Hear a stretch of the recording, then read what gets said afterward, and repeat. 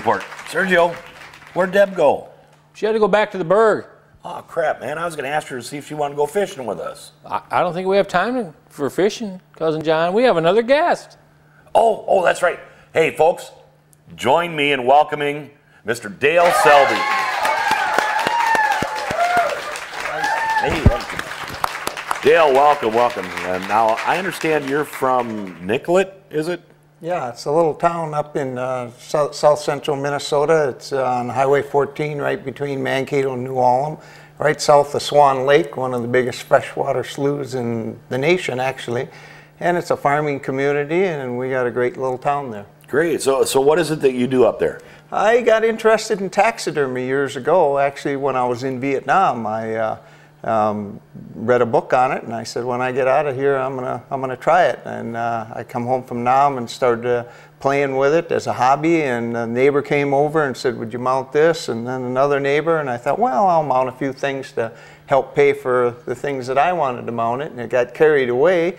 And in '71, I started a little studio, and then in 1975 I built the studio that I'm still in, and this is my 40th year, and it's an interesting occupation, 40 years. And it's fun. It's wow, very that's challenging. Well, let me ask you, what's probably the most unique thing you ever mounted? Probably the most unique thing is large things. We've done half-life size elephants, we've done giraffes, we've done hippos. Whoa. Coming out of the water. Some of them big things are really challenging compared to some of the smaller things. So there's some guys around here that have shot big game. Oh, absolutely. We've got the Dark Continent or whatever it's called. We've got a wildlife museum right there in Mankato, Paul Schomburg's wildlife museum, and he's got pretty well everything in there, from elephant to giraffe to crocodile to everything you can imagine. So, and I know you brought a couple things for us to see, and I see this little kitty cat over here, but that's not your average. It's not your average lion. Those are quite some fangs that are on that thing. What is that? Well, the world competition is held every 2 years, and it moves around the United States. And I always go to the world, and I always like to compete, so I see where I'm at, and I can get a score sheet and keep improving. And last summer, the world was held in St. Charles, a little suburb of St. Louis in down south. And I happened to have a saber-toothed tiger skull, and I had an old lioness cape that I got out of a game farm. So I always wanted to have a saber-toothed tiger. So I casted the saber-toothed tiger jaw and teeth, and I bought a lion pedestal, and I made a saber-toothed tiger out of it. Wow, that is awesome. But you know, that's like, those things have been extinct for a couple thousand years, haven't they? Yeah, I figured I'd have an advantage with that because they've been extinct for 50,000 years, and maybe the judge would give me a break on it because nobody's really ever seen one but a Neanderthal man, right? Yeah. And he doesn't exist anymore. But so I see you won a ribbon there. Was that the state fair there that you got the ribbon? Yeah, no, that's at the World. I ended up getting third place at the World competition with it. Hold on, folks. That's third place in the world. Now, but I understand that other years you've done even better than that. Yeah, I have. In 2001, I got a first place in the world with a bear, and then 2003, I missed getting first place by 1 point, but I also got first place in 2001 by 1 point. So what goes around comes around. Wow, folks. Not only is this the first night that we're in our new studio, but we have a world champion with us. Well, you know, I see that mount is just absolutely exquisite. But I see down below there you've got a skull of a saber tooth there. Now that's not the real thing, though. Is that a copy of one or yeah, that's actually a casting. Sergio's going to bring that up here and show that to us. It's actually a casting of an original saber-toothed tiger that was found in a tar pit in California. Oh, wow. And it's an exact copy, and I was able to take this and make a latex mold of the teeth and the fangs and everything. And then if you notice, there's another skull down there. That's a large lion skull, and if you notice, they're exactly alike, except for these guys. Yeah, except for the big daggers that they used to kill their prey with. And So a lion skull is a modern day lion is very close to a saber-toothed tiger. Except So they were for the, actually about the same size even. yeah, if you look from the top, they're the same size Yeah. except for the teeth. So I was able to take a lion cape and pretty well make a saber tooth and just allow a little bit on the bottom for the big fangs to come out. And they pretty well had to look like that because of the skull being exactly like a saber tooth. Well, you know, Dale, this is really neat here, but you know, I saw you bring something else in that really kind of tugged at my heart. And folks, I tell you, I've shot a couple really large deer before in my life, but I have never, and I mean never, seen a whitetail like he brought in here.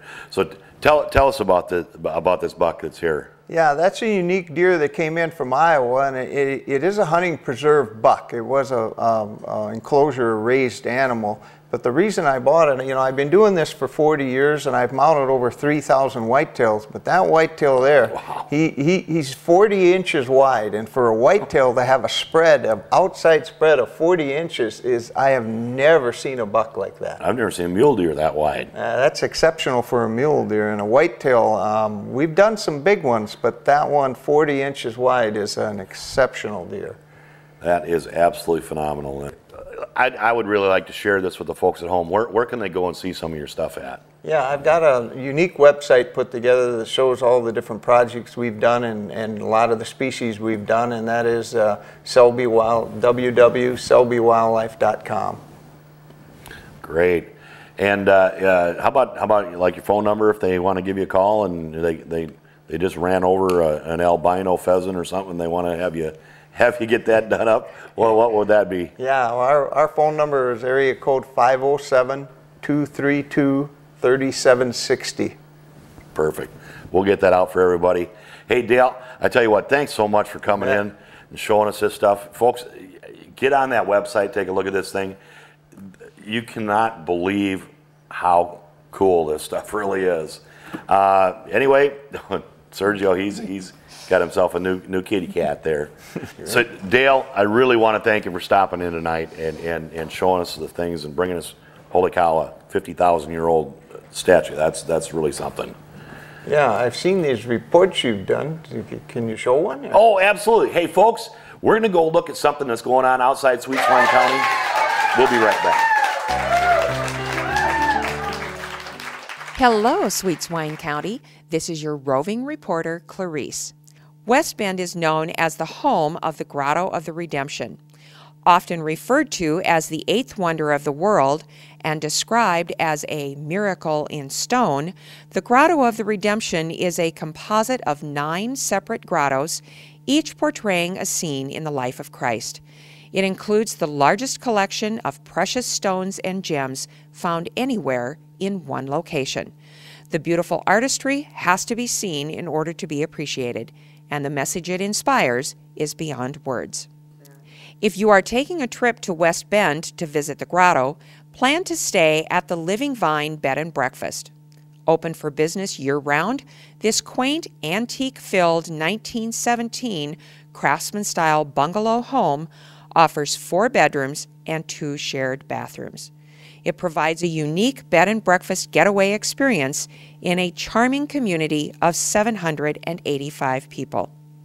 Living Vine owners Ron and Noreen Powell will enthrall you with stories about the area while serving up a delicious morning breakfast that they make with real Midwestern love and attention.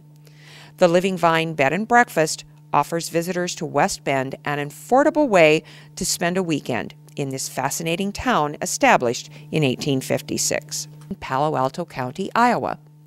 You'll find the Living Vine Bed and Breakfast located at 108 2nd Avenue Southwest in West Bend. Make sure to tell them that Clarice from our story sent you. From Sweet Swine County, this is your roving reporter, Clarice. And as my Norwegian Nana would have said, hid away hardly means forgotten. Bye. That was amazing. Oh, I tell you what, there's so many good things going on outside Sweet Swine County. But thanks again, Dale, for joining us. Appreciate having you here. Sergio, thanks for filling in for good old Earl. Folks, that's another one in the can. Good night, everybody. Good night.